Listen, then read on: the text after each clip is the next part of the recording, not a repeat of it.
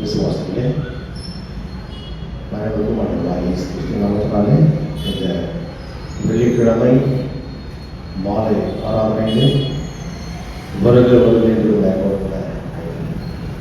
கர்த்தருடைய மகாபெரிய கிருபையினாலே இந்த நாளிலே கூடி வந்திருக்கிறோம். நாம் நிர்மூலமாகாமல் நம்ம ஜீவனோடு வைத்து தந்த கர்த்தரை நினைத்து இன்று மாத்திரமல்ல என்றென்றும் அவரை நினைத்து அவருடைய சாட்சிக்காக நாம் ஜீவிப்போம். இந்த நாளிலே கடவுளுடைய வார்த்தையை நாம் ஆராய்ச்சி செய்ய வேத ஆராய்ச்சிக்கு என்று நாம் கடந்து செல்கிற போது பரிசுத்த ஆவியானவர் தாமே நதியை மறைத்து நம் அனைவருக்கும் அவர் போதிக்கிறதுக்காக ஒரு பாதத்தில் நாம் ஒப்புக் கொடுப்போம். இந்த பரிசுத்த ஆலய வழிபாட்டின் ஆரம்பம் பிதா குமாரன் பரிசுத்த ஆவியானவர் ஆமென். ஆண்டவரை நோக்கி வேண்டுதல் செய்வோம். மகா உன்னதங்களிலே வாசமாகிற பரிசுத்த உள்ளத்தில் இருக்கிறவரை இந்த மாலை வேளைக்காக நமக்கு நடைபெறுகிற சுவாமி பிப்ரவரி மாதம் 2025 கர்த்தாவே நாங்கள் உடைய பிள்ளைகளாக கூடி இந்த நாளிலே உடைய மனவாட்டியாகிய பரிசுத்த பவுல் திருச்சபையிலே உம்மை ஆராதிக்கும் தொழுதும் எங்களை நீர் ஒன்று கூடி சேர்த்திருக்கிறோம். விசேஷமாக வானமும் பூமியும் ஒழித்து போனாலும் ஜனங்களுக்கு போராமல் இருக்கின்ற வாக்குகளில் நாளிலே நாங்கள் தியானிப்போம். கர்த்தாவே அதனுடைய மறைப்பொருளை அறிந்து கொள்ளவும் உமக்கு ஏற்ற சாட்களாக தொடர்ந்து ஜீவிக்க நாங்கள் கூடி வருகிறோம். கர்த்தாவே என்னுடைய எல்லா தேவைகளையும் சந்தித்து எங்களை போஷித்து பராமரித்து பாதுகாத்து கிருபையை எங்களை காப்பாற்றி சகல மோசங்களிலிருந்தும் ஆபத்துகளிலிருந்தும் விபத்துகளிலிருந்தும் எங்களை விலைக்கு தப்புவித்து எங்களை ஜீவனோடு வைத்து இம்மட்டுமாய் நடத்தினதற்காக நினைக்கிறோம். இம்மட்டுமாய் கணேசராக வழிநடத்தின தெய்வம் தாமே இனிவ நாட்களிலும் விமானங்களை தொடர்ந்து வழிநடத்த நீர் வல்லவரும் நல்லவருமாய் இருக்கிறீர்கள். உங்களுடைய பாதப்படையங்களை சமூலமாய் ஊற்றி விடுகிறோம். எங்களை ஏற்றுக்கொள்ளும்.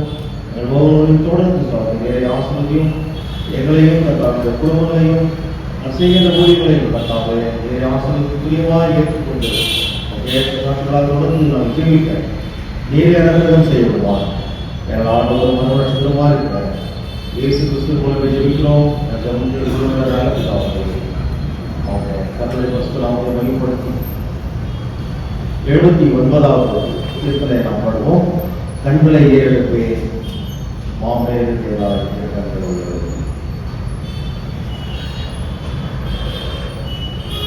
கண்களை ஏறெடுப்பே மாமேல் தேவாலய கண்களை ஏறெடுப்பே விண்மண் உண்டாக்கிய வித்தகனிடமிருந்து விண்மண் உண்டாக்கிய வித்தகனிடமிருந்து எண்ணில்லா ஒத்தாசை என்றனுக்கே வரும் கண்களை ஏறெடுப்பே மாமேல் தேவாலய கண்களை ஏறெடுப்பே காலை கண்டாடு போட்டார் உலகாது காப்பவர் காலை கண்டாடு போட்டார் வேலையில் நின்று வேலை காப்பவர் வேலையில் நின்று வேலை காப்பவர் காலையும் மாலையும் கண்ணுறங்காதவர் கண்களை ஏறெடுப்பே மாமேல் தேவாலய கண்களை ஏறெடுப்பே பக்தர் நிழல்லவரே என்னை ஆதரித்திடும் பக்தர் நிழல்லவரே எக்கால நிலைவாய் என்னை சேதப்படுத்தாமல் எக்கால நிலைவாய் என்னை சேதப்படுத்தாமல் அக்கோலம் கொண்டோரை அக்காலம் புரியவே கண்களை ஏறெடுப்பே மாவேலுமேராய கண்களை ஏறெடுப்பே எல்லா தீமைகளுக்கும் என்னை விலகிய எல்லா தீமைகளுக்கும் பொல்லா உலகில் போக்குவரத்தையும் பொல்லா உலகில் போக்குவரத்தையும் எல்லாத்துமாவையும் நாடோறும் காப்பவர் கண்களை ஏறெடுப்பே மாவேலுமேராய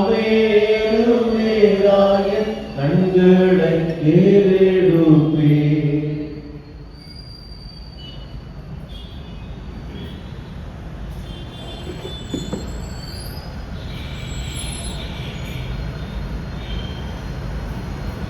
ஐம்பத்தி நான்காம் பக்கத்தில் உள்ள மாலை ஆராதனை பலகையை நாம் பின்பற்றுவோம். The Order of Vespers பக்கம் 54. ஆண்டவரே என் உதடுகளை தீரந்தருளும்.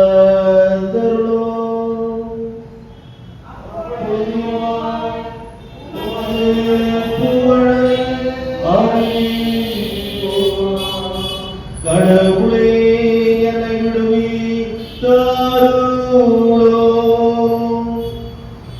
ஆண்டவரே எனக்கு சகாயம் செய்ய மீறாய்ந்தருளும்.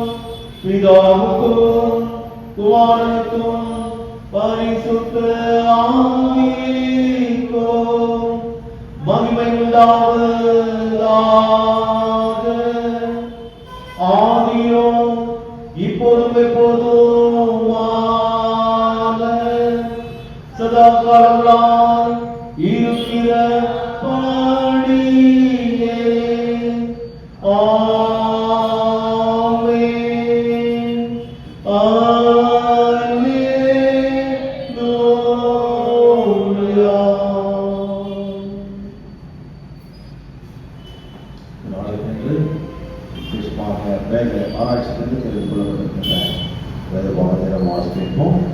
அது ஆதியாகமம் புஸ்தகம் 5ஆம் அதிகாரம் 1 முதல் கடைசி வரை. The book of Genesis, chapter 5, verses 1 to 22. ஆதியாகமம் 5ஆம் அதிகாரம். ஆதாமின் வம்ச வரலாறு. தேவன் மனுஷனை சிருஷ்டித்த நாளிலே அவனை தேவ சாயலாக உண்டாக்கினார். அவர்களை ஆணும் பெண்ணுமாக சிருஷ்டித்து அவர்களை ஆசீர்வதித்து அவர்களை சிருஷ்டித்த நாளிலே அவர்களுக்கு மனுஷன் என்று பெயரிட்டார். ஆதாம் 130 வயதாகும்போது தன் சாயலாக தன் ரூபத்தின் படியே ஒரு குமாரனை பெற்று அவனுக்கு சேத் என்று பெயரிட்டான். ஆதாம் சேத்தை பெற்ற பின் 800 வருஷம் உயிரோடு இருந்து குமாரரையும் குமாரத்தைகளையும் பெற்றான். ஆதாம் உயிரோடு இருந்த நாளெல்லாம் 930 வருஷம். அவன் மரித்தான். சேத் 150 வயதான போது ஏனோசை பெற்றான். சேத் யோனசை பெற்ற பின் 870 வருஷம் உயிரோடு இருந்து குமாரரையும் குமாரத்தைகளையும் பெற்றான். சேத்தினுடைய நாளெல்லாம் 912 வருஷம். அவன் மரித்தான். ஏனோஸ் 90 வயதான போது கேனாவை பெற்றான். ஏனோஸ் கேனாவை பெற்ற பின் 815 வருஷம் உயிரோடு இருந்து குமாரரையும் குமாரத்தைகளையும் பெற்றான். ஏனோசுடைய நாளெல்லாம் 950 வருஷம். அவன் மரித்தான். கேனான் 70 வயதான போது மகளேயை பெற்றான். கேனான் மகளேயை பெற்ற பின் 840 வருஷம் உயிரோடு இருந்து குமாரரையும் குமாரத்தைகளையும் பெற்றான். கேனானுடைய நாளெல்லாம் 910 வருஷம். அவன் மரித்தான். மகளேயால் 65 வயதான போது யாரதை பெற்றான். மகளேயால் யாரதை பெற்ற பின் 830 வருஷம் உயிரோடு இருந்து குமாரரையும் குமாரத்தைகளையும் பெற்றான். மகளேயாளுடைய நாளெல்லாம் 895 வருஷம். அவன் மரித்தான். யாரேக்கு 162 வயதான போது ஏனோக்கை பெற்றான். ஏனோக்கை பெற்ற பின் 800 வருஷம் உயிரோடு இருந்து குமாரரையும் குமாரத்தைகளையும் பெற்றான். யாரேக்குடைய நாளெல்லாம் 962 வருஷம். அவன் மரித்தான். ஏனோக்கு 65 வயதான போது மெத்துசேலாவை பெற்றான். ஏனோக்கு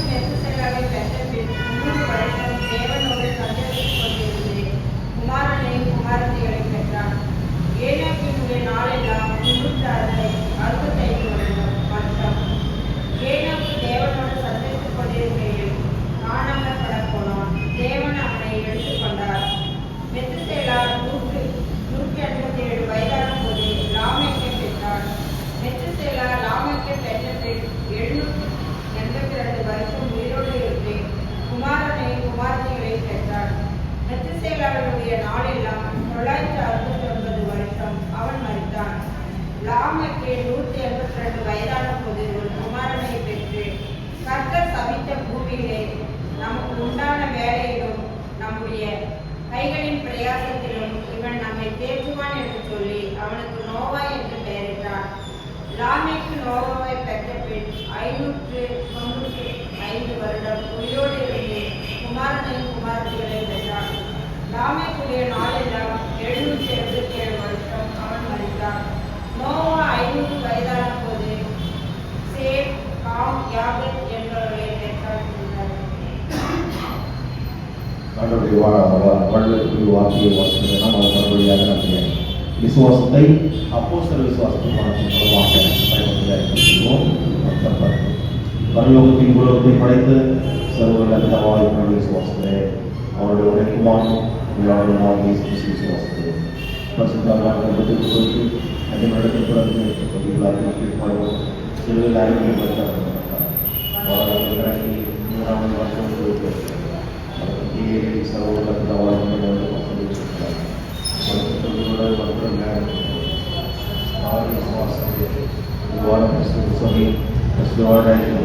பாவமன்னிப்பும் சரியானது நித்திய ஜீவனும் விசுவாசம் சபையாகவும்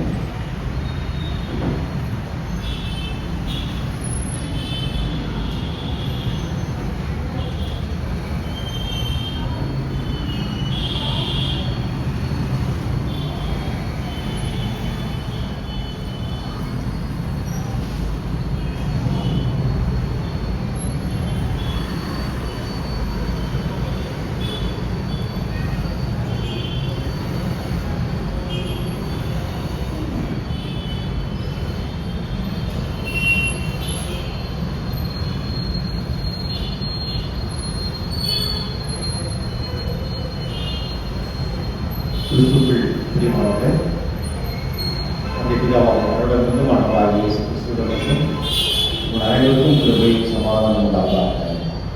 ஆமென். இந்த நாளிலே வேத ஆராய்ச்சி தெரிந்து கொள்ளப்பட்ட வேத பகுதி சற்று நேரத்துக்கு முன்பதாக வாசித்து கேட்ட ஆதியாகமம் புத்தகம் 5ஆம் அதிகாரம் வசனங்கள் 1 முதல் கடைசி வரை 1 முதல் 32 வசனம். இந்த 1 முதல் 32 வசனங்களில் வரை பார்க்கின்ற போது இதற்கு ஒரு தலைப்பாக தெரிந்து கொண்ட ஒரு தலைப்பு ஆதாமின் சந்ததியினர், the descendants of Adam. இந்த ஒரு தலைப்பின் கீழே இவன் இவனை பெற்றான், இவன் இவனை பெற்றான், இவன் இவனை பெற்றான், இவன் இவனை பெற்றான். இதுல என்ன ஆராய்ச்சி நம்ம பண்ண வேண்டி இருக்குன்னா, இதுலதான் ஆராய்ச்சியே. எது நமக்கு புரியலையோ அதை அதுல அதாவது என்ன இருக்கிறது. இப்போ ஒரு பொண்ணு கண்டுபிடிச்சுக்கிறாங்க. பொண்ணு எங்க இருக்குன்னா பாறையில இருக்கு. தெரியாது பாறையில இப்படியே இருக்கிறதா என்று சொல்லி அதை உடைத்து ஆழ போய் தோண்டி அதை எடுத்து உயிரை பணயம் வைத்து அதை கொண்டு வந்து அரைத்து அதுல பிரசிபிடேஷன் பண்ணி பிரசிபிடேஷன் மூலமாக திடீர்னு அதுல கெமிக்கல்ஸ் எல்லாம் கலந்து தங்கம் தனியாக பிரிக்கிறது. இப்படிதான் வேதத்துல மறைபொருளை நாம் தேடி எடுத்துக்கிறார். பரிசுத்தாவியானவர் மத்தியிலே இருக்கிறார். அவர் நமக்கு கற்றுக் கொடுக்க நம்ம இருதயத்தை திறப்போம். ஆண்டவரை நோக்கி வேலை செய்வோம். கண்களையும் என்று பெருமாளித்தாவே இந்த வாய வார்த்தைகளும் என்னுடைய இருதயத்தில் யாருக்கும் உங்களுடைய சமூகத்திலே எப்பொழுதும் பிரீதியாக கடவுது. பிரியமானவர்களே, the descendants of Adam என்று பார்க்கிறபோது ஆதாமின் சந்ததியர். இந்த ஆதியாகம புத்தகம் 5ஆம் அதிகாரத்தில் தான் இந்த காரியத்தை குறித்து எழுதப்பட்டிருக்கிறதா என்று பார்த்தால் வேதத்தில் ஆங்காங்கே எழுதியிருக்கார்கள். இந்த சந்ததி எப்படி வளர்ந்தது என்று பார்க்கிற போது விலாவரியாக பார்க்க வேண்டும் என்றால் 1 நாளாகமம் 1ஆம் அதிகாரத்திலிருந்து 9ஆம் அதிகாரம் வரைக்கும் நீங்கள் பார்க்கின்ற போது இவன் இவனை பெற்றான், இவன் இவனை பெற்றான், இவன் எல்லா சந்ததியும் வரும். 9 அதிகாரம். அப்போ எவ்வளவு முக்கியமானது என்பதை வேதத்திலே அவர்கள் பதித்து வைத்திருக்கிறார்கள் என்று சொன்னால் அது தெரியாது. இதெல்லாம் எதுக்கு? இது தள்ளி விட்டு நெக்ஸ்ட் சாப்டர் போலாமே அப்படின்னு நினைக்கலாம். எதையும் தள்ளவோ ஒரு எழுத்தை கூட்டவும் குறைக்கவும் நமக்கு அதிகாரம் கிடையாது. இதுதான் நமக்கு சொல்லப்பட்டிருக்கிற காரியம். வேதத்திலே ஒரு எழுத்தையும் கூட்ட முடியாது, ஒரு எழுத்தையும் குறைக்க முடியாது. ஏனென்றால் இது பரிசுத்த வேதம். கர்த்தர் பரிசுத்த ஆவியானவரால் அருளப்பட்டு ஏவப்பட்டு எழுதப்பட்டது.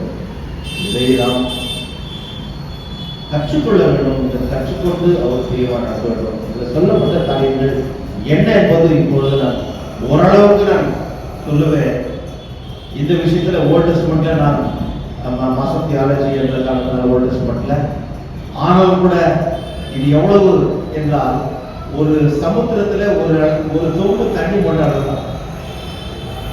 ஏன்னா கடவுளை பற்றி அறிந்து கொள்ள வேண்டும் என்றால் அது சமுத்திரம் போன்றது.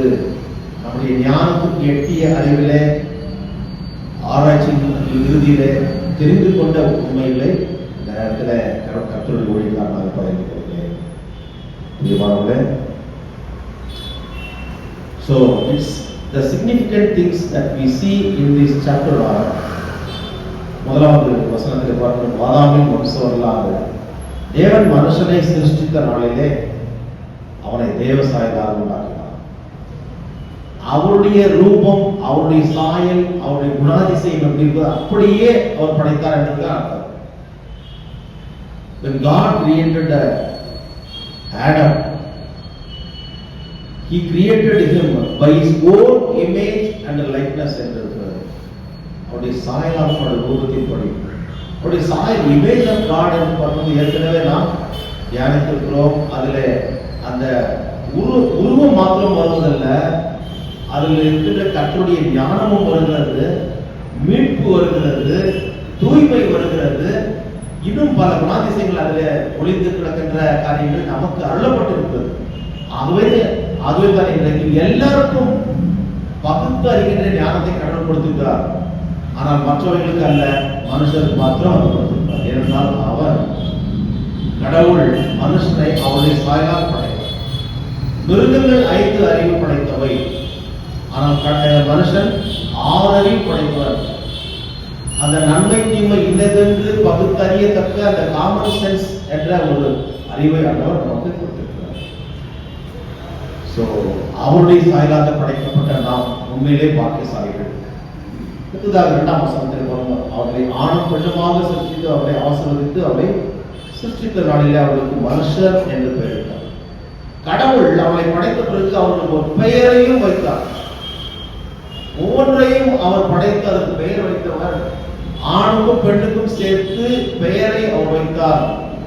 மேன்கைண்ட் என்று சொல்லி நாம் இங்கே பார்க்கிறோம். இது ஆங்கில டிரான்ஸ்லேஷன்ல நாம் பார்க்கின்ற போது அவருடைய எபிரேய மொழியாக்கத்தில் பார்க்கின்ற போது மனித குலம், தமிழ்ல மனித குலம், இதுல ஆணும் பெண்ணும் சேர்ந்துதான் இவர்கள் இருவரும் சேர்ந்து ஒரே மாம்சமாக இருப்பார்கள் என்று அந்த ஒரு யூனிட்டி என்பதை கடவுள் ஏற்படுத்தினார்.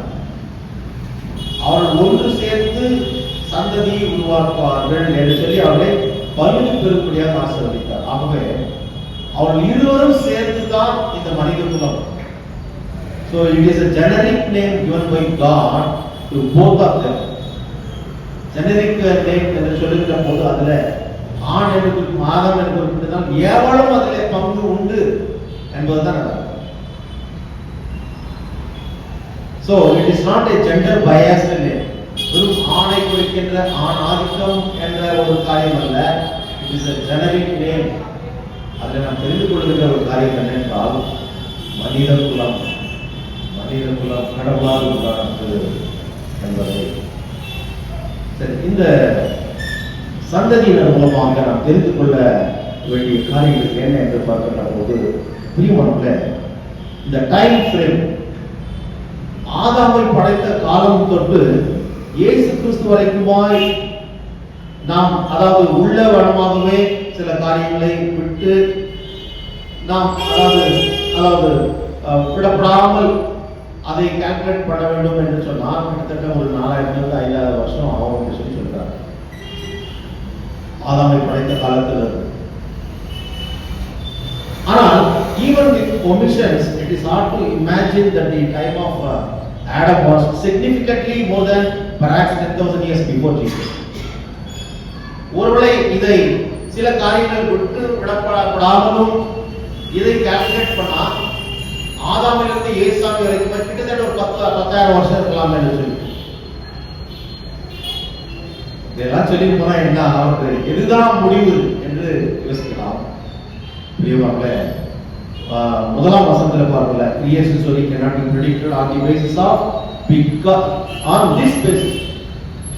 இவரை பெற்றார், இவரை பெற்றார், இவர் பெற்றார் என்ற காரணத்தை வைத்து கால அளவை நிர்ணயம் பண்ண முடியாது. காலத்தை நாம் நிர்ணயம் பண்ண வேண்டும் என்றால் கடவுள் படைத்த முதலாவது நாளில் படைத்தாரே, அதாவது ஆதியிலே கடவுள் முதலாம் வசனத்துல ஆதியிலே கடவுள் வானத்தை பூமியை படைத்தார் அப்படின்னு. அதன் பிறகு முதல் நாள் படைப்பு எது என்றால் என்ன படைப்பு? வெளிச்சம். வெளிச்சம் தான் முதலாவது படைப்பு. அப்போ அது முன்பாக ஆண்டவர் படைத்தார். ஆதியிலே கடவுள் வானத்தை பூமியை படைத்தார். பூமி ஒழுங்கின்மையும் வெறுமையுமா இருக்கு. It was void and formless. அது எவ்வளவு வருஷத்துக்கு முன்னாவது செய்தார், அதாவது படைச்சார் தெரியாது. No one can predict on when and how God has created this world. ஆகவே அதை வைத்து பார்க்கின்ற போது இன்றைக்கு விஞ்ஞானிகள் சொல்கிறார்கள் 5 லட்சம் கோடி வருடத்துக்கு முன்பதாக சரி, மேபி அவர் சொல்வது உண்மையா இருக்கலாம், யாரும் தெரியும். கடவுள் என்னைக்கு படைத்தார் என்பது மனுஷன் ஆதாமை படைத்த நாளிலிருந்து அல்ல, அதற்கு முன்பதாக படைக்கப்பட்ட இந்த beginning the Lord created the heavens and the earth என்று சொல்லி அங்கே இருக்கிறது. அங்கிருந்து அதை கால்குலேட் பண்ண வேண்டும். 90ஆம் சங்கீதத்தில் பார்க்கின்ற போது அங்கே மனுஷனுடைய ஆயுசு நாட்கள் 70 வருஷம், பலத்தின் மீதியால் 80 வருஷம் இருந்தாலும் அதனுடைய பிரயாசம் வருத்தமும் சங்கடம் சீக்கிரமாக கடந்து போகிறது. நாம கடந்து போகிறோம். ஆயுசு நாட்கள் குறிக்க அது குறைக்கப்பட்டிருக்கு. ஆனால் அங்கே உமது பார்வைக்கு 1000 வருஷம் நேற்று கழிந்த நாள் போலவும் ஒரு ராஜாமம் போலவும் இருக்கு. ஒரு ஜாமம்னாக்கா 3 மணி நேரம் தான். 4 ஜாமங்களாக அதை பிரிக்கிறார்கள். சோ அப்போ ஒரு ஜாமம்னாக்கா 1000 வருஷம் ஒரு ஜாமம். அப்போ அவருடைய கால்குலேஷன்ல மனுஷனுடைய ஞானத்தினால இதை அளவிட முடியாது. விஞ்ஞானிகள் ஏதோ ஒரு காரியத்தை மையமாக வைத்து இப்படி இருக்கும் என்று சொல்லி ஒரு காரியத்தை அவர் சொல்லுகிறார்கள். அதற்கு ஆதாரம் என்ன என்று பார்க்கின்ற போது இதுவரைக்கும் சரியானபடி ஆதாரம் கொடுக்கப்படவில்லை. So God's creation and assertions of modern science and its dates may perhaps work or may not work together because God is God, human is human. கடவுள் அதை அவருடைய ஸ்தானத்திலிருந்து யாராலும் மாற்றவே முடியாது. ஆனால் மனுஷன் அவன் மரணத்துக்கு ஏதுவானவன் என்று சொல்லி அவனை படைத்து அவரோடு கூட இருக்கும்படியாக செய்தார். ஆனால் அவன் கர்த்தருடைய வார்த்தையை மீறினாலே அந்த வாக்கியத்தை இடத்தான் மறுபடியும் அவர் நம்மை சேர்த்துக் கொண்டார். இமைப்பொழுதும் உன்னை கைவிட்டேன், ஆனாலும் உருக்கமான இடங்களாக உன்னை சேர்த்துக்குவேன் என்று சொல்கிறார். ஏன்னா அவன் மனதிற்கும் உள்ள கடவுள் நம்மை மறுபடியும் சேர்த்துக் கொள்கிறவர், நம்மை புறந்தள்ளுகின்றவர் அல்ல, புறக்கணிக்கிற கடவுள் அல்ல, வேண்டாம் போ என்று நம்மை உதாசனப்படுத்துகிறவர் அல்ல, ஏற்றுக்கொள்ளுகிற கடவுள். ஆகவே இதை நாம் மையமாக வைத்து பார்க்கின்ற போது the life span of humans என்று இங்கே நாம் பார்க்கின்ற போது ஆதாம் துவங்கி இந்த 5ஆம் அதிகாரத்தில் நாம் பார்க்கிறோம். மற்ற எத்தனையோ மக்கள் பெயர் சொல்லப்படுகிறது. அதுல முக்கியமாக அதிக வருஷம் வாழ்ந்தது நம்ம படிச்சது பார்த்தோம்.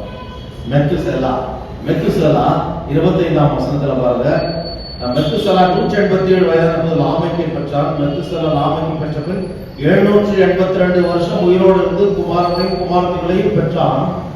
மெத்துசலாவுடைய நாளெல்லாம் 969 வருஷம் அவன் மரித்தான். ஹையஸ்ட் லைஃப் டேர்ம் என்று பார்க்கின்ற போது இந்த மெத்துசலாவுக்கு தான் 969 வருடம், கிட்டத்தட்ட 1000 வருடம். அடுத்ததாக அதிகபட்சம் உயிரோடு வாழ்ந்த மனுஷன் யார் என்று பார்க்கின்ற போது யார்? நான் ஒரு யார்? நோவாவா? சொல்லு பார்க்கலாம். சொல்லு சொல்லுங்க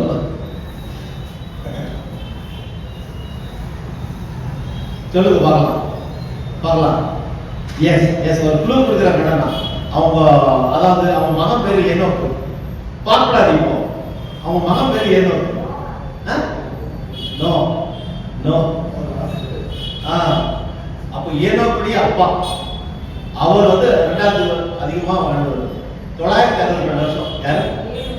ஏமா இல்ல யாரே பாருங்க. அதுல இருக்குது 20ஆம் வசனம். ஆமா, யாரேதனுடைய நாளெல்லாம் 962 வருஷம் அவன் மரித்தான். அவனுடைய மகன் தான் ஏனோ. யாரும் கேட்பது கொஞ்சம் சொன்ன. அடுத்து இந்த ஏனோக்கு அவனையும் சொன்னேன். சரி, கொஞ்சம் கஷ்டம் தான். இது சாதாரண விஷயம் கிடையாது. Very interesting. பிரியமானவர்களே, அதுல யாரு குறைவா வாழ்ந்ததுன்னா சொல்லுங்க, உங்களுக்கு தெரிஞ்சிருக்கும். அதுலயே இருக்கு. இப்ப நம்ம டிஸ்கஸ் பண்ணதுலயே இருக்கிறாங்க. ஏனோ எக்ஸாக்ட்லி ரைட்.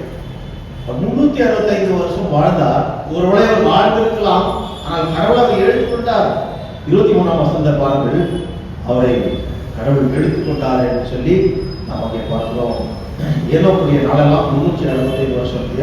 ஏனோக்கு தேவனோட சந்தித்துக் கொண்டிருக்கே காணப்படாமல் போனான். தேவன் அவனை எடுத்துக்கொண்டார். இன்னைக்கு அதை பற்றி தான் அதிகமாக நாம் டிஸ்கஸ் பண்ண இருக்கிறோம் இந்த 5ஆம் அதிகாரத்தில். பிரியமானவர்களே,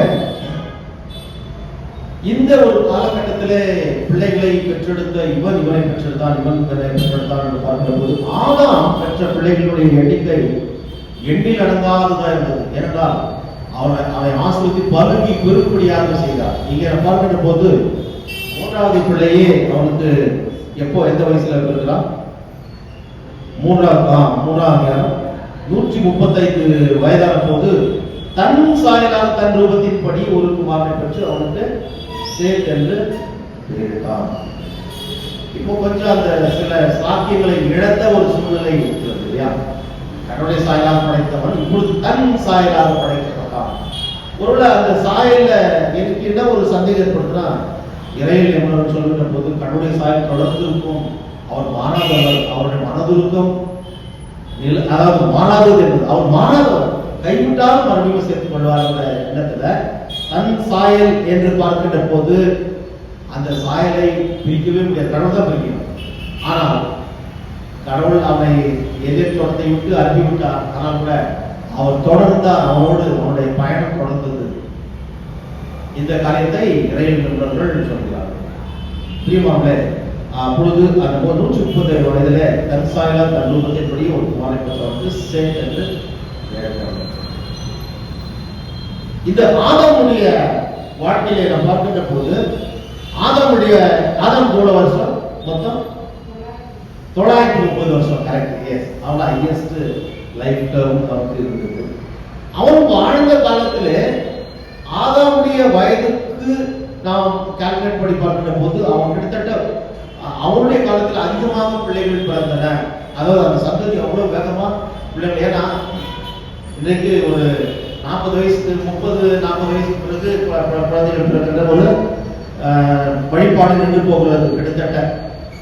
ஆனால் இவர்கள் 900 வருஷம் இருந்தார்கள். அவருடைய பிள்ளைகள் இறையில் நிபுணர்கள் என்ன சொல்றாருன்னா, அவன் தன்னுடைய இந்த 930 வருட காலகட்டத்திலேயே கிட்டத்தட்ட 1 மில்லியன் பிள்ளைகளை சந்ததியை அவன் காலகட்டத்திலேயே அவன் பார்த்திருக்க முடியும் என்று சொல்லி இறையில் நிபுணர்கள் சொல்றார். 1 மில்லியன்னா 10 லட்சம் பேர் அவனுடைய சந்ததி எவ்வளவு அந்த காலம். அவனுடைய 930 வருஷத்துல அவ்வளோ, அதாவது வத பெத்து போட்டாங்க அப்படின்ற சொல்லுவாங்க. இந்த காலத்துலதான் 1 2 நாளும் அது தயக்கப்படுறாங்க. அந்த காலத்துல மக்களை பற்றி மகராசி சொல்லுவாங்க. அதிக பிள்ளைகளை பெற்றிருக்கிறவங்க தான் நல்ல ஒரு மதிப்பு மரியாதையும் இருந்தது சொசைட்டில, சமுதாயத்தில். ஆனால் இன்றைக்கு ஒரு பிள்ளை பெற்று வளர்க்கிறது, 2 பிள்ளைகளை பெற்று அவரை வளர்க்கிறது ரொம்ப பெரிய கஷ்டமா இருக்கு. ஏன்னா அந்த cost of living, standard of living et cetera et cetera. So it is also said that by the time of the flood there could have been 7 billion people on the earth. அந்த காலத்துல இவர்கள் பெற்றெடுக்கிறது தான் வேலையே. என்ன வேலைன்னா சாப்பிடணும், இது விவசாய தொழில் செய்யணும். விவசாய தொழில் செய்யறது எல்லாம் நல்ல ஸ்ட்ராங்கா இருக்கும், பலசாலிகளா இருக்கும். ஏன்னா அவங்க கஷ்டப்பட்டு நிலத்துல அவங்களுடைய வியர்வை விடுறதுக்காக அந்த ஒரு காரியம். அடுத்ததாக அவங்களுக்கு இருக்கிற என்டர்டைன்மெண்ட் என்னன்னா இதுதான். வேற என்ன என்டர்டைன்மெண்ட் இருக்குது தெரியல. ஆனா இங்க சொல்லப்பட்டது அதிகமாக பிள்ளை பெற்ற காலங்கள். ஆகவே நோவா காலத்துக்கு முன்பதாக, அதாவது இந்த வசனத்துல நம்ம பார்க்கின்ற போது 5ஆம் அதிகாரத்துல அதாவது மெத்துசலா பிறந்த பிறகு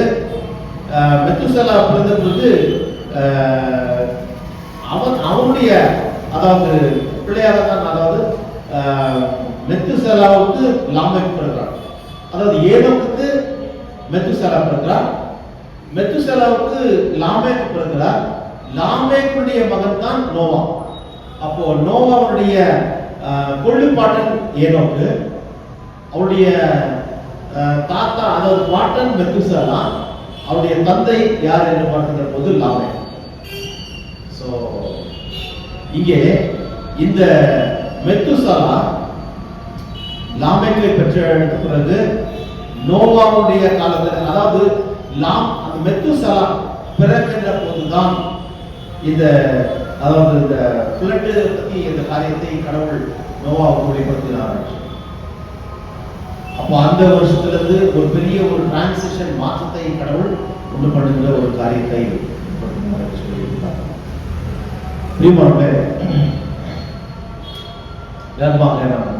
செல்வோம். அப்போ 7 பில்லியன்னா இந்த வெள்ளம் வருவதற்கு முன்பதாக 7 பில்லியன் ஜனங்கள் இருந்தார்கள் என்று சொல்லி இறையில சொல்றாங்க. ரொம்ப குறைச்சா நம்ம எண்ணிக்கை யோசித்து பார்க்கலாம். 7 பில்லியன் என்றால் 1 பில்லியன் 100 கோடி, 1 பில்லியன்னா 10 லட்சம், 1 பில்லியன்னா 100 கோடி. அப்போ 7 பில்லியன்னா 700 கோடி மக்கள் அந்த நோவா காலத்துல அந்த வெள்ளத்துல மழை வந்து வெள்ளம் வந்த போது அழிக்கப்பட்டார்கள் என்று சொல்லுகிறார். ஆகவே பிரியமானவர்களே, ஆதாமுடைய வம்ச வரலாறு பார்க்கிற போது அந்த வம்ச வரலாறு தான் நோவாவும் வருகிறார். நீங்க பாருங்க, அந்த 32ஆம் வருஷத்துல நோவா 500 வயதான போது சேம் காம் யாப்பேத் என்பவர்களை பெற்றார் என்று சொல்லி. சோ இந்த 10 சந்ததி, 10 ஜெனரேஷன் இங்கே ஆதாம் துவங்கி நோவா வரைக்கும் வருகிறது. 10 சந்ததி. இந்த 10 சந்ததி அப்படியே வளர்ந்து பலுகி பெருகி ஒரு அந்த அதாவது ஃபேமிலி ட்ரீ என்று அப்படியே கிளை கிளையா அந்த விழுதுகள் விட்டு போகல, அது போல ஆலமரம் விழுது எப்படி விட்டு போறது போல எல்லாரும் படர்ந்து போறது. அவர்கள் கூட மக்கள் பிறந்திருக்கலாம் என்று சொல்லி இறையர்கள் சொல்றாங்க. பிரியமானவர்களே, இங்க இந்த அதிகாரத்துல 8 இடத்துல, இந்த 5ஆம் அதிகாரத்துல 8 இடத்துல ஒரு மனசோர்வான ஒரு காரியத்தை ஏற்படுத்துகிற ஒரு சொற்றொடர் வருது. அது என்ன சொல்ல முடியுமா? மனத வேதனை ஏற்படுத்தும். அவன் வாழ்ந்தான், மறித்தான், அவன் செத்து போனான் நினைச்சது. அது வந்து செத்து போனான் ஒரு குடும்பத்துல என்ன ஆச்சுன்னா ஒரு இடவுனா அது ரொம்ப வேதனை. குடும்பத்துல ஒரு மரணம் என்று ஏற்படுத்தும் வேதனை யாருமே ஏற்றுக்கொள்ள மாட்டார்கள். எந்த ஒரு மனுஷனும் தனக்கு மற்றவர்கள் கிடைச்சே தனக்கு கிடைக்கலையே சொல்லி வருத்தப்படாத ஒரு விஷயம் என்னன்னா மரணம். இன்னொரு குடும்பத்துல எதுக்கு யாராவது கேட்கறாங்களா? யாரும் கேட்கறது கிடையாது, மரணம். ஆனா அந்த மனசோர்வான ஒரு சொற்றொடர் வேதனையான ஒரு சொற்றொடர் வந்தது. And he died. And he died. அவன் மரித்தான் என்று 8 இடத்துல வந்தது 5ஆம் அதிகாரத்தில். அதனால்தான் பைபிள் ஸ்டடி நடக்கும் 8 இடத்துல வருகிறது. சோ மரணம், ஆகவே மரணம் என்று ஏற்பட்டது நம்முடைய கதை முடிந்ததா என்றால் இல்லை. கர்த்தருடைய திட்டம் என்ன? அவரோட வாழ வேண்டும் என்பதற்காக தானே படைத்தார். ஏதேன் தோட்டத்திலே அவர் வாழ்கின்ற இடத்திலே படைத்தாரே. மனுஷன் தவறி போனான், மீறி போனான், பாவம் செய்தான். அதற்காக அவனை கைவிட்டார். மறுபடியும் அவங்க சேர்த்துக் கொள்ளதான் தன்னுடைய ஒரே பேரான குமாரனை அனுப்பி அவர் அவனை சேர்த்துக் கொண்டாரே. ஆகவே பிரியமானவர்களே, மரணத்திற்கு மரண மணி அடித்தவர் நம்முடைய கடவுள். பிசாசு நினைத்தார், அவ்வளவுதான் அவருடைய கதை முடிஞ்சது, நான் ஏமாற்றி விட்டேன், நான் ஜெயித்து விட்டேன் என்று அவனுடைய தலையை நசுக்கினார். சிலுவையிலே பரிசுத்த ரத்தம் சிந்தி ஜீவனை கொடுத்து மறுபடியும் உயிர்த்தெழுந்து அவனை ஒன்றுமில்லாமல் மாற்றி விட்டார். பிரியமானவர்களே, இங்கே மரணமானது பெரிய அளவில் ஆளுகை செய்வதை நாம் பார்க்க முடிகிறது. அதற்கு காரணம் ஆதாமின் பாவமே. ரோமர் 5ஆம் அதிகாரம் 12ஆம் வசனத்திலிருந்து 17ஆம் வசனம் வரைக்குமாய் பார்க்கிறோம். தொடர்ந்து 21ஆம் வசனம் வரைக்குமாய் நாம் பார்க்கிற போது அந்த மரணத்தை குறித்து மிக தெளிவாக கூறப்பட்டிருக்கிறது. ஆதாமுடைய பாவம். பிரியமானவர்களே, அதை வீட்டில் நம்ம படிச்சுக்கலாம். ரோமர் 5:12 17 தொடர்ந்து 21ஆம் வசனம். So sin and death still reign today, but through Jesus Christ we can reign in life. இன்றைக்கும் இந்த மரணம் நம்மை ஆளுகிறது, யாரையும் விட்டப்பாடில்லை. ஆனால் கூட நாம் மரணத்தை விட்டு இயேசு கிறிஸ்து உயிர்த்தெழுந்ததை போல நாமும் உயிர்த்தெழுவோம். ஆகவே அது நமக்கு நிரந்தர மரணம் அல்ல, அது ஒரு நித்திரை என்று சொல்லி பரிசுத்த பவுல் தெசலோனிக்கே திருச்சபைக்கு எழுதுகிற போது மிக தெளிவாக சொல்லுகிறார் இல்லையா? ஆகவே மரணமோ ஜீவனோ எந்த சூழ்நிலையிலும் வாழ்ந்து மனரமியமாய் கர்த்தருடைய சாட்சியாக நாம் இந்த உலகத்தில் ஜீவிக்க நாம் அழைக்கப்பட்டிருக்கிறோம். பிரியமானவர்களே, அடுத்ததாக நாம் பார்க்கிற போது ஏனோ மிக முக்கியமான ஒரு சப்ஜெக்ட் வந்துக்கிறோம். 12ஆம் வசனத்தில் 27ஆம் வசனம் வரைக்கும் பார்க்கிற போது ஏனோ வாக்கிங் வித் காட் என்று சொல்லி இதுல 12ஆம் வசனம் 13ஆம் வசனம் 14ஆம் வசனத்தில் பார்க்கும்போது கேனான், மகலேயேல், ஜாரட் இவர்களை பற்றி அந்த அளவுக்கு பெரிய அளவில் கொள்ள இந்த ரட்சிப்பின் பணிக்காக இவர்களுக்கும் ரட்சிப்பின் பணிக்கும் என்ன தொடர்பு என்று பார்க்கின்ற போது இவருக்கு இல்லாமல் ரட்சிப்பின் பணி என்ற ஒரு நிலைமை வந்திருக்காரு. இவர்கள் திரைமறைவிலே பேசப்படாத ஒரு மக்களாக இருக்கிறார்கள். இவர்கள் பெற்றெடுத்த பிள்ளைகள் பேசும்படியாக சரித்திரத்தில் இடம்பெற்றவர்களாக இருக்கிறார்கள். இவர்கள் கூட சரித்திரத்தில் இடம்பெற்றவர்களாக தான் இவருக்கு பேர் இருக்கிறது. ஏனோக் என்றால் என்ன அர்த்தம் என்றால் to train or to initiate, பயிற்சி செய்வது அர்த்தம். ஏன்னா ஏனோக்னா என்ன? பயிற்சி செய், இல்ல துவக்குன்னு அர்த்தம். ஏனோக்னா என்ன? துவக்கு, இல்ல பயிற்சி செய், ஆரம்பி, இல்ல அர்ப்பணின்னு அர்த்தம். So dedicate or inaugurate or initiate or to train. புரியுதுல? ஏனோக்கு பேர் இதுதான். பயிற்சி செய், துவக்கு, ஆரம்பி, அர்ப்பணி, எல்லாத்தையும் செய்தார். அந்த எல்லா பேருமே ஒரு சினானிம்ஸ் போல தான் வந்து ஒரே சேம் அளவுல.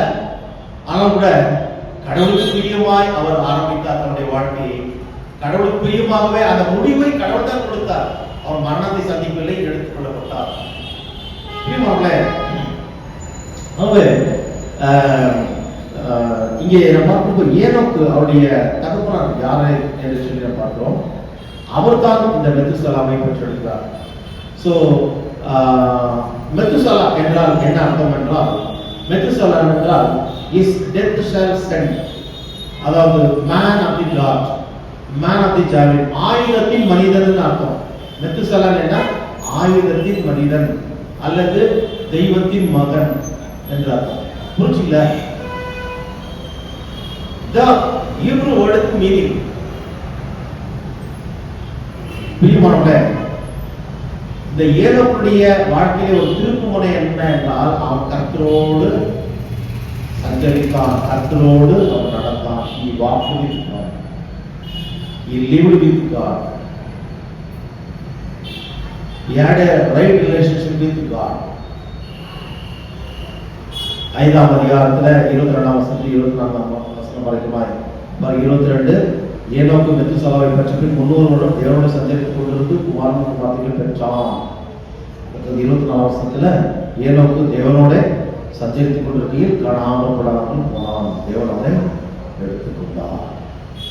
பிரியமானவர்களே, இந்த ஏனோக்கை பற்றி தான் நம்ம பார்க்கிறோம். அதுக்கு முன்பதாக Methuselah he lived for a long period, 969 years. In the year Methuselah died, Methuselah சாகிற போதுதான் இந்த வெள்ளம் வந்தது. அப்போ 969 வருடம். கடவுள் எவ்வளவு சிறப்பு அந்த காரியத்தை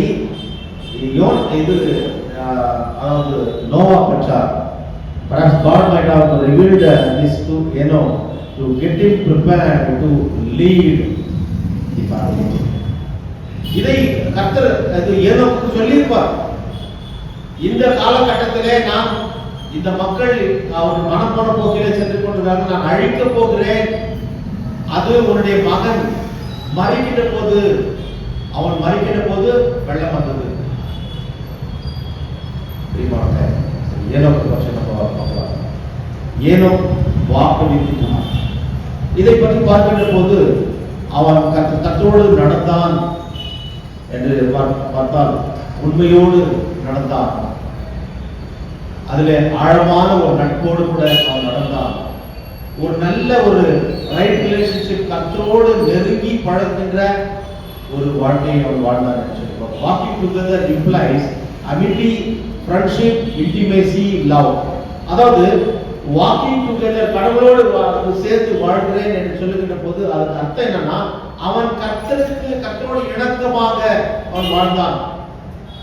இப்போ கடவுள் போறாங்கன்னா, போய் வீட்டுக்கு சாமி என்னையே தோணுது, அவங்க கூட வர சாமி உங்களை நடக்கிற காசு தான் போப்பா பிடிச்சிதா, சின்ன பிள்ளைங்களை வந்து பிடிச்சிருக்காங்க இணக்கத்தோடு. அப்போ அப்படியே இப்போ காலத்தை பிடிச்சிருப்பாங்க ஒருவேளை, இல்லை ஆண்டோடைய இங்கே பிடிச்சிருப்பாரு வேஸ்ட் கிட்ட எடுப்புல அவன் ஃப்ரெண்ட்ஸ் போன அப்படி இணக்கத்தோடு, ஒரு ஹஸ்பண்ட் ஒய்ஃப் எப்படி இணக்கத்தோடு போறாங்களா போல, வித் அமிட்டி அண்ட் ஃப்ரெண்ட்ஷிப், நட்போடு அவர்கள் சென்றிருப்பார்கள். கடவுள் நமக்கு பிராண சிநேகிதர். இந்த உலகத்தில் அவர் நம்முடைய தாய் தகப்பன் மாத்திரம் நம்முடைய சிநேகிதர். எந்த விஷயத்தையும் அவரை ஷேர் பண்ணலாம். கடவுளும் ஏனோக்கோடு, அதாவது ஏனோக்கும் கடவுளோடு நடக்கிற போது அந்த ஒரு ஃப்ரெண்ட்ஷிப்போட நட்போடு நடந்திருக்கிறார். Intimacy with God, love with God, நெருக்கத்தோடு அன்போடு. அதான் சஞ்சரிக்கின்ற கடவுளோடு சஞ்சரிக்கின்ற ஒரு அனுபவம் என்பது.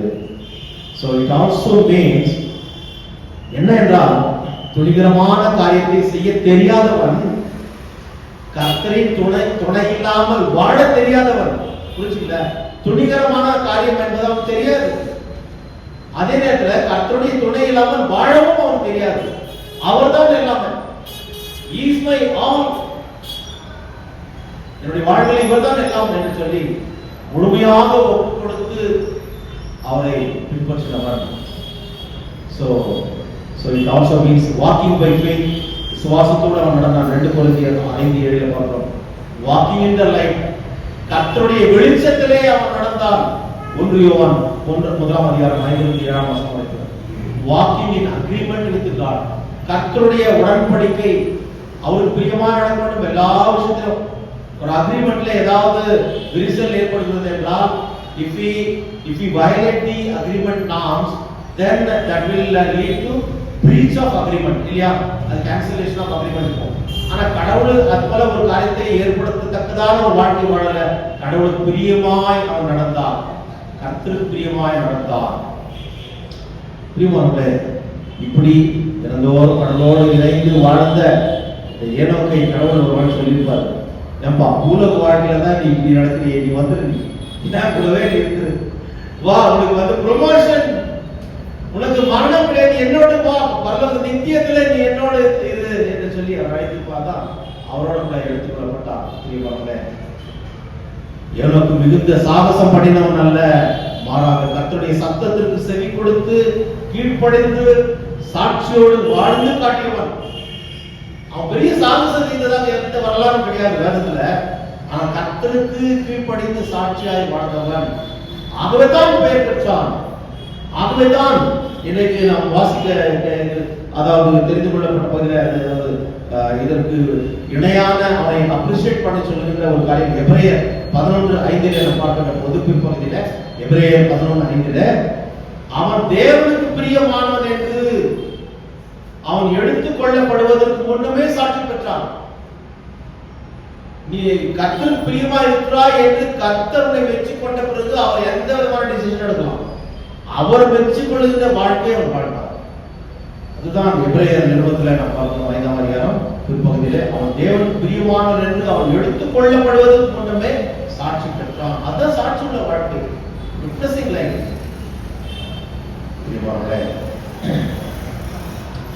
இதே ஒரு எண்ணத்தோடு தான் தாவீது கூட வாழ்ந்தான். உலகத்துல நான் ராஜாவாக இருக்கிறேன், ஆனால் என்னை நடத்துகிறவர் அவர், என்னை போஷிக்கிறவர் அவர், என்னை பாதுகாக்கிறவர் அவர், என்னை பராமரிக்கிறவர் அவர், என்னை நடத்துகிறவர் அவர், எனக்கு அபிஷேகம் செய்கிறவர் அவர். ஒரே ஒரு சங்கீதத்துல சொல்றாருல, எது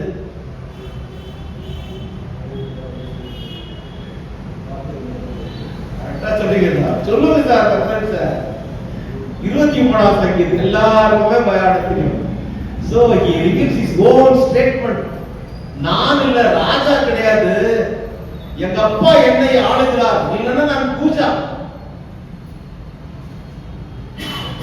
நான் ராஜாவா இருக்கிறதுனால இது பெறவில்லை, என்னுடைய ராஜா என்னை ஆளுகிறார். இயேசு ராஜா என்னை ஆளும் நேசா என்று சொல்லி ஒப்பு கொடுத்த பாடம் இல்ல. அவர் சொல்லுகிறார், இந்த உலக வாழ்க்கையில நான் இவ்வளவு வாழ்ந்தது பெருசு இல்ல. 6ஆம் வசனத்துல 23ஆம் சங்கீதம் 6ஆம் வசனம் சொல்லுகிறார், I will dwell in the house of the Lord forever. நான் கர்த்தருடைய வீட்டிலே சதா காலம் நிலைத்திருப்பேன். ஏனோக்கு பாதி கிடைச்சு மரணத்தை சந்திக்காரப்படி. ஆனால் தாவீது மரணத்தை சந்தித்தார். ஆனால் அவருடைய எண்ணம் என்ன? அங்கே வாழ வேண்டும். 20ஆம் நூற்றாண்டின் அப்போஸ்தலனாகிய பவுல் என்று சொல்லப்பட்ட பில்லிகிராம், டாக்டர் பில்லிகிராம் அவரிடத்துல ஒரு நிருபர் போய் கேட்டார், உங்களுடைய கடைசி ஆசை என்னன்னு. அவர் இமிடியேட்டா சொன்ன ஒரு பதில் என்னன்னா, நான் பரலோகம் செல்ல வேண்டும், கர்த்தரோடு வாழ வேண்டும் என்று சொல்லி. அப்பேற்பட்ட ஒரு திட நிச்சயம், அப்பேற்பட்ட ஒரு கன்விக்ஷன் நம்முடைய வாழ்க்கையில இருக்க வேண்டும். அதுக்கு ஒரு நல்ல சாட்சியா ஏனோக்கை போல வாழ வேண்டும், ஏனோக்கை போல கர்த்தரோடு நடக்க வேண்டும், ஏனோக்கை போல ஒரு பாக்கியம் பெற்றவர் என்ற பெயர் எடுக்க வேண்டும். அப்பொழுது நிச்சயம் நமக்கு அந்த நித்திய வாழ்வு. ஆகவே தெரியுமாங்க, இந்த ஏனோக்குடைய வாழ்க்கையில பார்த்தோம். ஏனோக்குடைய பிள்ளையாகத்தான் மெத்துசலாவுடைய பிள்ளையாக லாமேக்குடைய பிள்ளையாக நோவா வருகிறார். நோவாவுடைய காலத்தில் ஒரு பெரிய அழிவு ஏற்படுகிறது. ஆனால் அந்த அழிவு ஏற்பட்ட பிறகு இந்த பாவத்திலே உடனிருக்கிறவர்கள் எல்லாம் அழிக்கப்பட்டார்கள். ஆனால் நோவாவின் மூலமாக பிறந்த சந்ததி புதிய சந்ததியாக இந்த உலகத்தில் இருக்கிறது. அந்த சந்ததியில வருவதற்கு நாம் ஒரு பெரிய பாக்கியம். ஆகவே நம்மை கைவிடாத தெய்வம் எந்த சூழ்நிலையிலும் அவருடைய சாட்சியாக தொடர்ந்து நிலைநிறுத்த நம்மை நாம் ஒப்புக் கொடுப்போம். ஏனோக்கை போல அப்பொழுது பெரிய கருத்தை நம்முடைய வாழ்க்கையிலும் ஆண்டவர் செய்வார். அவருக்கு ஏற்ற சாட்சியாக, அவருக்கே புகழ்ச்சியாக இந்த உலகத்தில் வாழ கர்த்தர் அனுகிரகம் செய்வாராக. ஆமென். எல்லாவற்றுக்கும் வளர தெய்வீக சமாதானம் நம்முடைய இதயங்களின் சிந்தனைகளை கிறிஸ்துவுக்குள்ள நம்ம பலப்படுத்தி காப்பாராக. ஆமென்.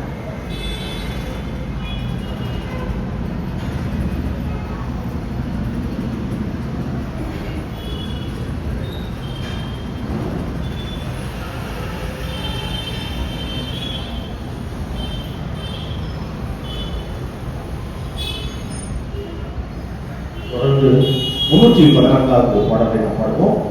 வேறு ஜென்மம் வேணும் மாறுதல் ஆகிய உள்ள சுற்றி. பாடலை நாம் பாடுகிற போது கர்த்தருடைய ஊழியத்திற்கு நாம் காரியம் படிப்போம். சாங்க மத்திய போகும்.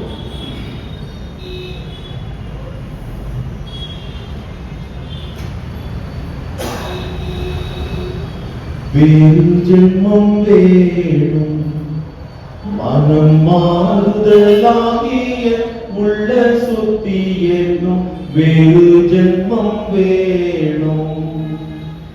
கூறு பரிசுத்தர் மாறில்லாதேவரின் கூறு பரிசுத்தர் மாறில்லாதேவரின் கேளுதலான பேரு பேர இங்கே வேறு ஜென்மம் வேணும். மன மாறுதலாகிய உள்ள சுத்தியேனும் வேறு ஜென்மம் வேணும். பாவ சுபாவமும் ஜீவியமும் மாறி பாவ சுபாவமும் ஜீவியமும் மாறி தேவனின் சாயலில் ஜென்மம் வேணும். மன மாறுதலாகிய உள்ள சுத்தியேனும் வேறு ஜென்மம் வேணும். மானிடரின் அபிமானத்தினாலல்ல மானிடரின் அபிமானத்தினாலல்ல வானவரின் கீழ் பாதாளமாய் வரும் வேறு ஜென்மம் வேணும். மனம் மாறுதலாகிய உள்ள சுத்தி என்னும் வேறு ஜென்மம் வேணும். ஒன்றான இரட்சகர் வென்றியதை நம்பி ஒன்றான இரட்சகர் வென்றியதை நம்பி ஒன்றான ஓரிடத்தில் கொண்டுவராகிய வேறு ஜென்மம் வேணும். மாறுதலாகிய உள்ள சுத்தி என்னும் வேறு ஜென்மம் வேணும். மைந்தர் கேடாமல் உகந்து ஈடேறவே மைந்தர் கேடாமல் உகந்து ஈடேறவே சொந்த மகன் தன்னை தந்த பிதாருள் வேறு ஜென்மம் வேணும். மனம் மாறுதலாகிய உள்ள சுத்தி ஏனும் வேறு ஜென்மம் வேணும். மண்ணில் பக்தராய் நன்னி நடக்கவும் மண்ணில் பக்தராய் நன்னி நடக்கவும் விண்ணில் சுத்தராய் தன்னாடி கொள்ளவும் வேறு ஜென்மம் வேணும். மனம் என்னும் வேறு ஜென்மம் வேணும். ஆண்டவரை நோக்கி நாம் வேலை செய்வோம்.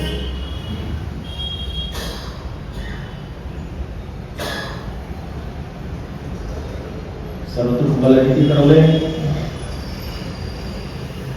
மனபுத்திரன் நம்மளால் மற்றவர்களுக்கு உங்களுடைய பிள்ளைகளாக நாங்கள் இந்த நாளிலே வாழ்விற்குரிய வேத வார்த்தைகளை நாங்கள் நீர் கொடுத்த ஞானத்தினாலே நாங்கள் அலசி ஆராய்ந்தோம்.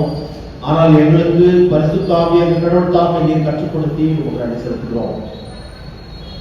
இங்கே 2-3 பேருடைய நாமத்திற்கு கூடியிருக்கிறோம். அவர் மத்தியிலே இருப்பான். நான் இருப்பேன் என்று சொன்ன தெய்வம் எங்கள் மத்தியிலே இருந்து உங்களுடைய வாழ்வழிக்கூடிய வார்த்தையை சுவாமி எங்கள் மத்தியிலே நீர் பகிர்ந்து கொண்டதற்காக சொல்கிறோம். உடைய மக்களாகிய நாங்கள் அவர்களை கேட்டோம். ஒரு பெருத்த சாட்சிகளாக எங்களுக்கு முன்பாக வாழ்ந்து சாட்சி பகிர்ந்த ஆண்டவரே உங்களுடைய மக்களை நாங்கள் நினைவு விசேஷமாக ஏனோம். ஆண்டவரே எங்கள் வாழ்க்கையிலே மறக்க முடியாத ஒரு சுவாமி நல்ல சாட்சி மரணத்தை காணாதபடிக்கு எடுத்துக்கொள்ளப்பட்டோம். முன்பதாக எத்தனையோ ஆண்டவரே மக்கள் பிறந்தார்கள். ஆனால் கூட தாவே ஏனோக்கு மரணத்தை காணாமல் எடுத்துக்கொள்ளப்பட்டார். அவருடைய சந்ததியிலே வந்த நோவா, அவருடைய சந்ததியிலே பிறந்த பிள்ளைகள் அவள் மாத்திரம் இந்த பெருவெள்ளத்துக்கு பிறகு ஜலப்பிரளயத்துக்கு பிறகு காக்கப்பட்டார்கள். மக்கள் அழித்து போனார்கள். இதன் மூலமாக ஒரு புதிய உலகத்தை புதிய நம்பிக்கை ஏற்படுத்துகிற தெய்வமா எங்களுடைய வாழ்க்கையிலே ஆண்டவரே சுவாமி அந்த பாவங்களை களைந்து கொடுக்கின்ற பரிசுத்த தெய்வம். ஆண்டவரே நீர் வருகிறீர், எங்களை மாற்றுகிற தெய்வம். அன்றைக்கு தண்ணீரை திராட்சரசமாய் மாற்றி பெரிய அற்புதத்தை செய்து அங்க இருக்கிற எல்லா மக்களும் உண்மை மகிமைப்படுத்துவதற்காக செய்த தெய்வம் என்னுடைய வாழ்க்கையிலும் பெரிய காரியத்தை செய்து உடைய பிள்ளைகளை ஒரு அந்தஸ்தை எங்களுக்கு கொடுத்து உண்மை நாங்கள் இந்த உலகத்திலே சாட்சிகளாக மக்கேற்ற சாட்சிகளாக ஜீவிக்கும்படி செய்திருக்கிறோம்.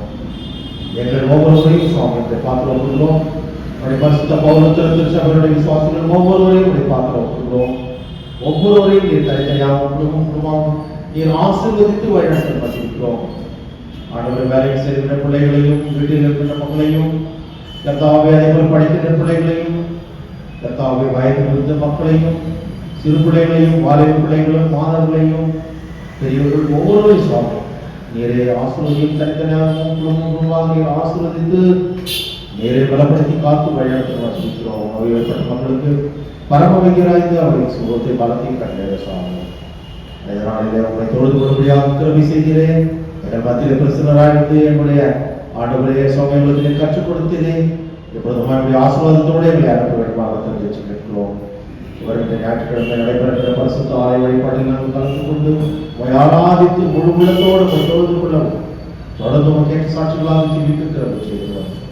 ஆலய வழிபாட்டுக்கு நடைபெறுகின்ற ஆண்டவரே சுவாமியுடைய திருச்சபையுடைய தலைவலிகளுக்கு நடைபெறுகின்ற ஆண்டவரே இல்ல சந்திப்பு ஜெப கொடுத்து நடத்திருக்கிறோம். அதிலும் ஆண்டவரே நீரை பிரசன்னராயிருந்து அருமை குடும்பத்தாரையும் கலந்து கொள்கிற ஒவ்வொரு மக்களையும் நீங்கள் ஆசீர்வதித்து வழிநடத்தி பார்த்திருக்கிறோம். இப்பொழுது சுவாமியுடைய தேசத்திற்காக ஜெபிக்கிறோம். தேசத்தில் உடைய சுவிசேஷத்தை அறிவிக்க பெரும் தடைகளை உண்டு பண்ணி கொண்டிருக்கிறார்கள். கர்த்தாவே பிசாசுடைய கலா சக்திகள் இன்றைக்கு பலங்கி பெருகி இருக்கிறது. உங்களுடைய சுவிசேஷம் செல்ல முடியாத படித்து ஊழியக்காரர்கள் ஆண்டவரே சுவாமி அவர்கள் வழிபடுகின்ற ஆண்டவரது ஆலயங்கள் இன்றைக்கு அடித்து நொறுக்கப்படுகிறது, மிரட்டப்படுகிறார்கள். ஆண்டவரே போலீஸ் ஸ்டேஷன்களிலே அவர்கள் மிரட்டப்படுகிறார்கள். ஆண்டவர் ஜெயில்களிலே வைக்கப்படுகிறார்கள். கோர்ட்டுகளும் அவர்களுக்கு விரோதமாக எழுப்பி செயல்படுகிற காரியங்களை எல்லாம் பார்க்கிறோம். இதன் மத்தியிலே தேவனாகி கர்த்தத்தாமே உடைய தெய்வீக பாதுகாப்பை கொடுத்து உடைய தேசத்திலே உடைய சுவிசேஷம் எல்லா இடங்களையும் பார்த்து சொல்லுகிறோம். உலக நாடுகள் அனைத்தையும் பார்த்து வைக்கிறோம். உலக நாடுகளில் பெரிய அசைவு கட்டளையிடும். எல்லாவற்றுக்கும் மேலாக இந்த கடைசி காலத்திலே ஆண்டவரால் வாழ்க்கப்படுத்தினாலே உண்மை ஒவ்வொருவரும் அறிந்து கொள்ள பயனை கீழ்ப்படிந்து கேட்டு சாட்சிகளாக ஜீவிக்கிற கருவை செய்துள்ளோம். கர்த்தாவே இப்பொழுது சரிதானத்திலே எடுத்துக்கொண்ட ஒரு எளிய காணிக்கையை பிரியமாக ஏற்று ஆசீர்வதித்து உங்களுடைய ஊழியத்துக்கு அது பிரயோஜனப்படும் செய்துள்ளோம். இவைகளை உங்களிடத்தில் நாம் கேட்கும் எல்லா ஆத்ம சரியும் அனைவருக்கும் அதை இல்லாமல் கொடுத்து நீரை பாதுகாத்து வழிநடத்திடுவார். ரட்சகரமாக இருக்கிற இயேசு கிறிஸ்துவின் மூலமே ஜெபிக்கிறோம். உள்ள நல்ல பிதாவே, ஆமென். பிதாவே, நாமம் பரிசுத்தப்படுவதாக, ராஜ்யம் வருவதாக, உங்களுடைய சித்தம் மனதிலே செய்யப்படுவதாக, உண்மையிலே செய்யப்படுவதாக. நாடுகளுக்கு நாம் மதித்திருந்தது போல எங்கள் பிள்ளைகளை பண்ணுவோம். எங்களை சோதனை நாமல் தீவிர ரட்சகம் வல்லமை மற்றும்